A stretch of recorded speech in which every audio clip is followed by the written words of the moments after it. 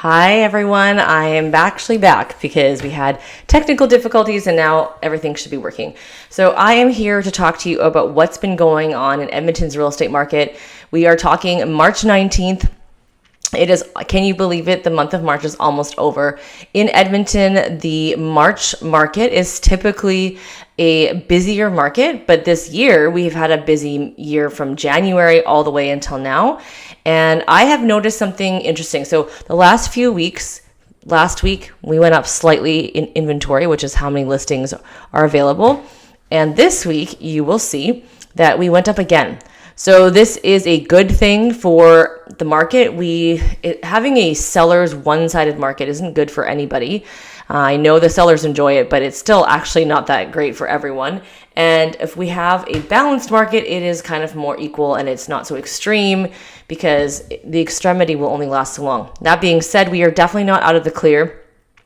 It is normal to see a little bit of an increase in inventory at this time of year because it's spring and people looking to sell and move in the summer are looking to do that right now. So you're going to start to see more listings. The demand is what keeps things kind of adjusted. So we're sitting currently at 1,805 single family home listings in Edmonton. This does not include new builds that are not listed on MLS. This is just what's listed on MLS. In St. Albert, you see that it went up slightly by just a few listings. In Sherwood Park, we went up almost by 10. Spruce Grove, we went up by about just under 10 as well. And then in Beaumont, you're pretty much the same as last week. So the inventory level, the number of listings that are available, those are doing really what they should be doing. Again, it's still lower than it was a few years ago when our market was psychotic. And I would still say that the market's very similar to what it was about 3 years ago. In our absolute peak, we had 3 years and also 2 years at the beginning half of the year, very, very busy. Now, I'm wondering, what do you think is happening in pending sales? Pending sales are homes that are going under contract. Some homes are going unconditional and some homes are still having conditions. We aren't seeing only offers with unconditional winning. There are lots of properties still pending. Currently, right now, in Edmonton, we are seeing 263. So that's more than last week, but you saw that we have still more listings that came last week. It just means that the new listings that are coming up, we have enough and more than enough to offset these higher sales amount, and so you'll see that. So this is, again, normal for this time of year. It's spring. More people are putting their home on the market, and so that's why that happens. And also, more people are looking to buy a house. That is also why you see higher sales numbers in Edmonton. Now, when you look at St. Albert, Sherwood Park, Spruce Grove, and Beaumont, and you say to me, Melody, week to week, it doesn't look the same. That's because their inventory obviously is way less than Edmonton, right? Because Edmonton's a whole city as a whole. Different pockets do different things. But these little areas around Edmonton, they're pretty consistent with how many sales they're seeing and how many new houses are coming on the market. So you're not going to see a drastic change over there compared to what you see in Edmonton. Edmonton has a variety of different products. In Spruce, St. Albert, Sherwood Park, Beaumont, those homes also are a variety, but they don't have as many. So we have 1900 homes, which I don't believe there's a lot of 100-year-old homes in these areas. It wasn't old enough for that. But you will see 1950s, you will see 1960s, you will see 1970s, 1990s, etc. in these surrounding areas, just like you do in Edmonton. But of course, there's more in Edmonton, right? So that's why you're kind of seeing not a huge change week over week. Now, if we take a look at what's sold in the last 7 days, you will see that in Edmonton, we had just around the same. Now, this is not surprising because the week before we had around this amount of listings pending.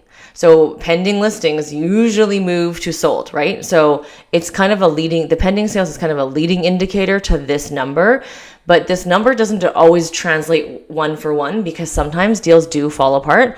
We do see that. I think they're happening less than they were last year. Last year, we saw a lot of deals fall apart. This year, we're seeing a little less, but that doesn't mean it's not happening. And what does that mean by falling apart? Sometimes buyers put offers on properties and they can't get the financing because they didn't actually get a proper pre-approval to begin with. And so when they go and put an offer and try to get the final approval, they realize it can't work.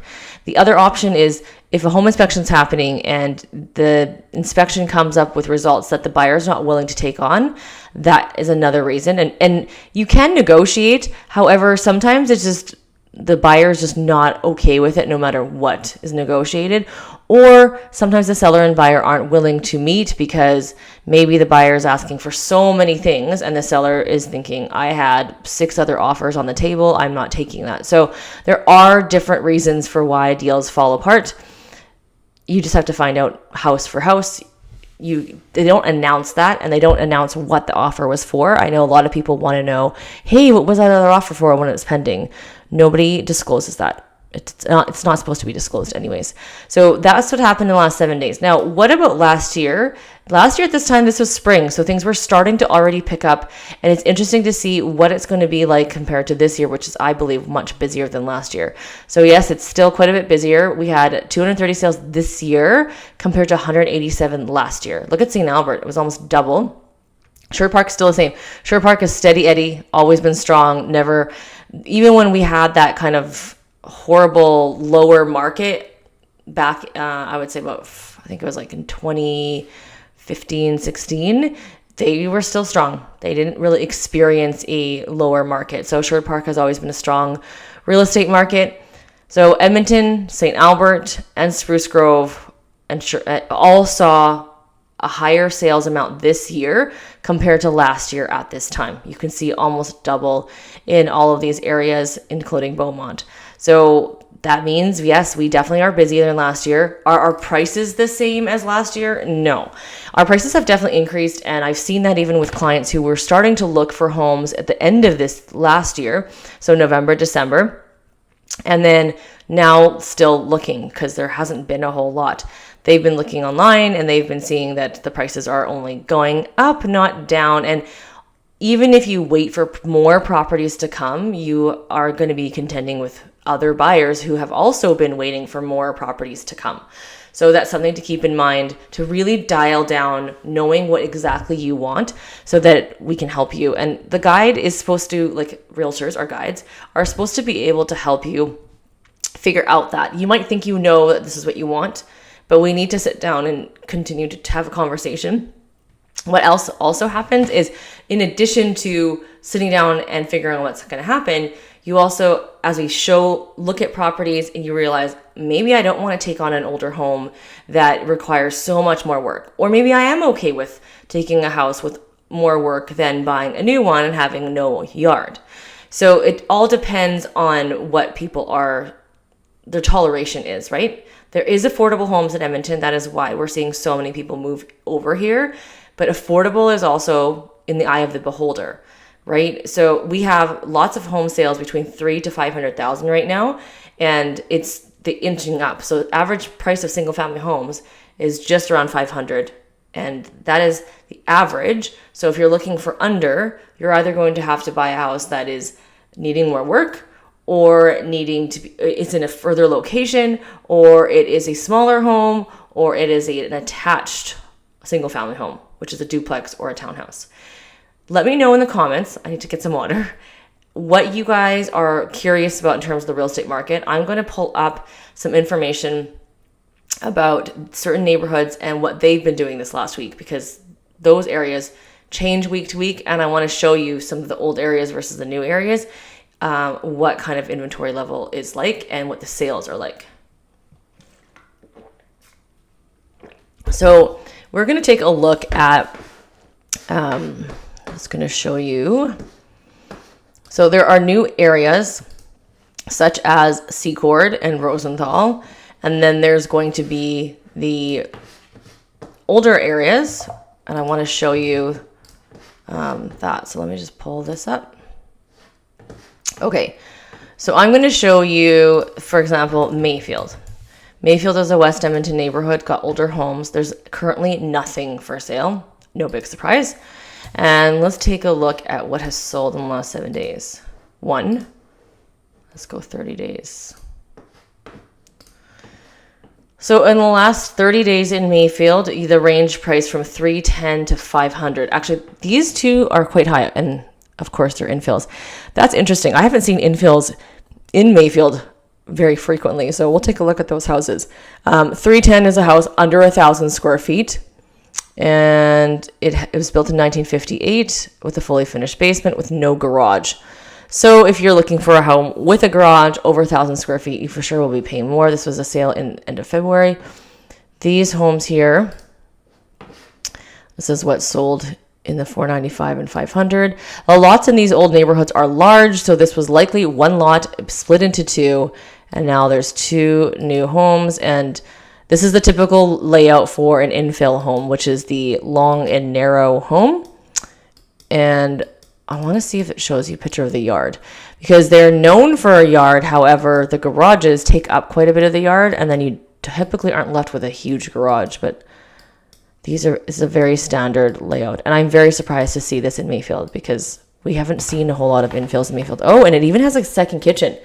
So this is a pretty, like, for $495, $500, you got a second kitchen. Hi, Robert. Yes, I will take a look at those areas and let you know my insights there. So this is a great property, but it sat on the market for a while too, because again, Mayfield isn't known for these properties. So I would be buying this for cash flow, not necessarily equity right away. There's a washer dryer area. So this is a legal suite. There's 2 furnaces, so that's required. And so you see, this is the garage pad. So there's not a huge yard. It's the typical yard size because the garage is in the back, and maybe the garage was not included in this price. Let me just take a look. Garage. Yes, it is included, I believe it looks like. I'd have to double check. Let's take a look at some other areas. So if you want to move into Mayfield, right now there's nothing. Oh, one more thing I wanted to show you was what other properties were available in some other the West End neighborhoods. Elmwood and Linwood are another up and coming. Well, not up and coming. They've been around for a while. I actually owned a property in Elmwood and in Linwood at one point, and they're steady Eddie. Like, these are usually typically bungalow properties, which is the one story with the basement. So you can see here, bungalow, 1,236 square feet, listed at $355. Been on the market for 35 days. I think this one is actually a Court of Queen's Bench sale. Showing my client the other day. Yeah, it is. So court sales aren't the greatest to buy here. This is not the US. Then they've got 3 properties over 400 that are both pending, all 3 pending. 8 days on market so far, 22 and 18 days. So things are still moving quite quickly over here. If you want to take a look at the sold, because that's actually going to dictate what the market says things are worth. This is the last 30 days. Prices are $355 to $490. So if you're looking to buy a home under $500,000, definitely something you can do. And the higher price point home, you can see the inside. Oh, I saw this one listed. It was quite nice. All finished inside with that nice ceiling. That's virtual staging. And I believe this was listed in its brand new kitchen. So this home was listed at $459.9 and it sold for $490. So in reality, the price was probably on the lower side to begin with, and it definitely got multiple offers. And at 13 days on market, to me, I'm assuming there was conditions. If it was no conditions and it was unconditional offer, you would see this number a lot lower, possibly within the first few days, but this had still conditions on the property. This one sold in 7 days, and it sold also above list price. Oh my gosh, by quite a bit. So it was listed at $350 and it sold for $407.5. Similar square footage, 7 days on market. Let's see what this one looked like. That's a lot. That's higher than what I've seen recently. And this is like a dated house that's not done. So $350 would have seemed to make sense. Smaller kitchen space. But somebody paid $407.5 for it. So that's interesting. Now I'll show you the other area. So there's the area that Robert's asking about is actually a highly coveted area for a lot more infill properties and a lot of flip properties and a lot of like older bungalows that are being renovated. So if we take a look at what's selling in there, you'll see the average price is quite a bit higher. You're not going to see the under 500,000 price point here. You will, but I'll show you what kind of houses you get there. Avonmore, Bonnie Doon. I can look up all these neighborhoods because there's not a whole lot that have sold because there hasn't been a lot for sale. Because we're looking at 4 neighborhoods right now are 25 sold. So Forest Heights, 26. So the average is crazy because it goes from $290 all the way to $1.19 million. The 290 house, now keep in mind all the lower price points, like I said, were under 1,000 square feet. Careful when you buy these properties because these are harder for resale value when the homes are under 1,000 square feet. In this market, you can see it sold pretty decently on days on market. But when the market is more stable and it is maybe a more buyer's market, these homes tend to take longer just because they are smaller and you can't get the same amount of return on the house. So if you're doing work on the house, it doesn't have the same. So you can see this cute little house. And it's pretty decent layout actually. Newer kitchen, but the kitchen is going to be tight. I've shown houses like this before. And what you also want to consider is the bones, which we cannot see. The bones of the house, whether that's the furnace, hot water tank, foundation, windows, that kind of stuff. Oh, this house is really not bad for $290,000, and it's not in a horrible neighborhood. It was on the market for 17 days, but it's the square footage that's going to get most people. This one's selling in 2 days. It was listed at 309, it sold at 322, so over. You can get a gauge that, if you're watching from BC and Ontario, you're not needing to bid like 50 to 100K. Now, you saw the last slide, I did talk about how it was overbid like that, but I haven't done the math in terms of seeing if the house was priced at market or if it was priced below market to entice. Like there's different pricing strategies, and I'm not quite sure what happened there too. But you can see here, this one's over 1,000 square feet, sold at 342. These are still under 1,000 square feet. Then when you get up here, it's a little bit higher. This one is a small one, but I wonder if it was fixed up. Strathern is a really nice neighborhood. It's a big lot too. So it's a newer finishing inside. Yes, it's very specific on paint color, but you can see the kitchen is newer. That is a mini dishwasher. It's a mini kitchen because it's 814 square feet. But for $404,000, you've got yourself a house. Again, we don't know what the insides look. The pictures never show the condition of all of the bones, which is really important. Electrical that we're looking at, plumbing. I'm not a home inspector, and that's what a home inspection is for. But we can see things. If there's red flags, you want to be aware of what you're buying, right? So you've got Bonnie Doon, Strathern, and you can start to see the average price is $504. So from the low to the very high, though over $1 million, as you can see here, that looks like a duplex. Yeah, so they've got 2 doors here. And then this one was at $770, so that's the next highest price point. And that's one house. That's a unique house, actually. This is in King Edward Park also. So if you're watching and you're wondering, where's King Edward Park in Edmonton? Oops. I'll show you on this map. The map shows you it's right here. So right south of Bonnie Doon, the University of Alberta is a hospital, and the school is right here. So it's very close. Ritchie is the area that has a lot of these fun new restaurants like the ice cream place and Faro sandwiches, which we just went to on the weekend. And typically these homes are higher. Like that's why the average price is $504. And if you're wanting something sizable, you're looking at probably in the 6s and 7s at least. Yeah. These are for the more sizable homes here. La Pearl, hi Maryland. La Pearl is actually a West Edmonton neighborhood that has pockets that will do better than other pockets. And I'll show you what La Pearl is doing. So in La Pearl, 5 properties sold in the last 30 days. And the range from $414,900 to $515,000. Average price of $450,000 from what has sold in the last 30 days. The average days on market, very pretty, with the exception of this one. The 2 higher price point ones, well, actually 464s went really fast. They're all within a few weeks, sorry. And let's see the date. Yeah, that's March. This one's from February, so that makes sense. Everything got faster with the exception of this house. And for people watching, what can you get for $415,000 in La Pearl? That's West Edmonton.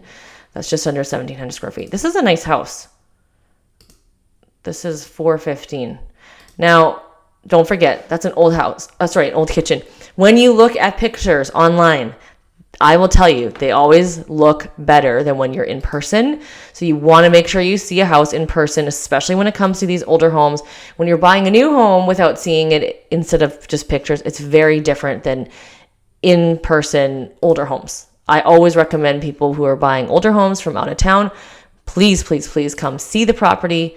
Don't just judge it by the photos, because photos will clean things up. Photos don't give you smells. And right now, this looks decent. This is a newer furnace. That's a tankless hot water tank. But you want to be able to see the house itself. The shingles look definitely newer. So that's the sold. But what is for sale in La Pearl right now? That's a good question. 3 properties for sale. And I'll show you. 425, 469, and 492. This one's been on the market for 105 days. There's going to be reasons for that as well too, right? So let me just pull this up.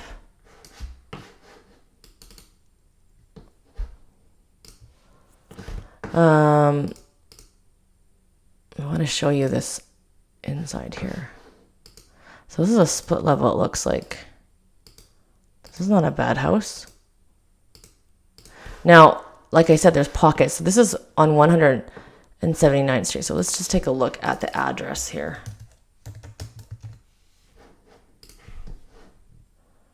So we're in the West End. Oh, and we back 178th Street. So this could be a reason why it doesn't move very quickly. When a house, backs onto a road, it tends to be not worth as much because, one, it's louder, not as desirable. Front side here, it's not going to be horrible, right? So you're only driving in this street if you're coming into this area. La Pearl has different areas, so they've got these rentals that are right here. Actually, these are not all rentals. I've seen some. These are also, you can buy them as well. So it's not just rentals. They've got some other properties in here. This is like multifamily. So right at the beginning of La Pearl, it's kind of busier. And then you get into here, there's more and more residential, more and more here. So it just depends on what you're open to. This is Belmead now. So 95th Ave is separating the two neighborhoods. These homes tend to be older because if you take a look at the year built, 1981. What do we look for in a home in the 1980s? We typically look, we look at everything. Probably furnace, hot water tank, you want to see when those were last replaced, because if they never were replaced, that is now 40 some years old, and the shingles would be need to be replaced if it hasn't. So because it's that old, typically people have done some updates in the house or on the house, if that makes sense. So that's what's happening in and around the Edmonton area. I appreciate everyone asking for information because I'm happy to share that with you guys every week. So next week, if you want to chat, before I let you go, I want to talk about the new neighborhoods. So we've looked at some old neighborhoods and how I'm showing you how there's nothing for sale. Let me show you Secord. When times 3 years ago, when it was hot, crazy, there's nothing for sale in Secord, which was very crazy because look at how many active listings. We have 40. So there is still properties for sale, but they're more in the outskirts and there's more options. Now, keep in mind, some of these are also including new builds. Builders have inventory and they're listing them. So if you take a look at the year built, you see 2023. A lot of these are new builds. And then you've got, let me just organize this. So if you take a look at the new build properties, they start here. So from 18 to 40, those are all built in 2023. So that's a lot of new build inventory. Plus they don't list all of their inventory on MLS. And then 1 to 17 is the less newer homes, but Secord's very new. So the oldest home here is 2009 that's being listed. Some of these have fully finished basements, but if we look at what is available for fully finished basements, tends to be less in newer neighborhoods. So 1, 2, 3, 4, 5, 6, 7, 8, 9, 10. So 10 properties out of 40 have fully finished basements, right? So that's also, if you're looking for a fully finished basement, it makes your criteria or available properties less. If you open up your criteria of including unfinished basements, you'll find yourself more options. If you move areas, you'll find yourself more options. So La Pearl is here. Secord is just over here. Time-wise, not a whole lot. I would say 10 minutes, not even, I don't think. Oopsies. Yeah, 10 minutes, 9 minutes, right? But this city does require a car. If you're taking a bus, it's 40 some minutes. Our bus system's not the greatest, nor is it the safest. So car this way. Now, if you're going to work downtown from Secord, because people sometimes go downtown for work, that's 23 minutes. That's at this time. It's 9:30 right now in the morning. It is that quiet because traffic jam is over. If you looked at this map at 7:30 in the morning, you might have a very different number. Also, I always say to people, when you are driving downtown, when our family goes downtown to go check out a restaurant or whatever, it might take, or you go to a hockey game, it might take 20, 30 minutes to drive there. But then it takes you a whole lot of time to find parking and then to walk wherever you need to go. So we always bank about 40 some minutes from, if I have to be somewhere at the hockey game by 7 o'clock, I actually will leave at 6. Especially because the traffic. So you want to keep that in mind as well. But appreciate you guys watching today. Thank you for all those people that let me know that I had no sound on the first edition, and I'm happy that we were able to get the sound working for the second one. Thanks for watching, and we will talk to you guys next week, where I will report to you what's happening in our real estate market next week. Bye guys, have a good spring in the next week. We have spring break coming up the week after, so that'll be interesting to see how that plays out for our market stats.